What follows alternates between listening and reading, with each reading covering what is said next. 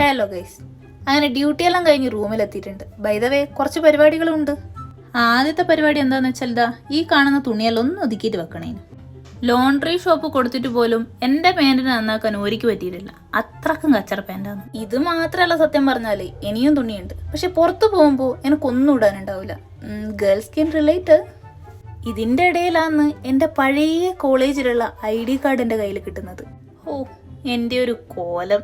സത്യം പറഞ്ഞ ഞാനിപ്പോൾ വിചാരിച്ചത് അമ്മ കൂടെ ഇല്ലാത്തത് എന്തുകൊണ്ടോ നന്നായി എന്നാണ്. പിന്നെ ഇതാ ഈ സിനിമ കുറേ ദിവസമായി ഞാൻ കണ്ടുകൊണ്ടിരിക്കുന്നുണ്ട്, പക്ഷെ ഇതുവരെ തീർന്നിട്ടില്ല.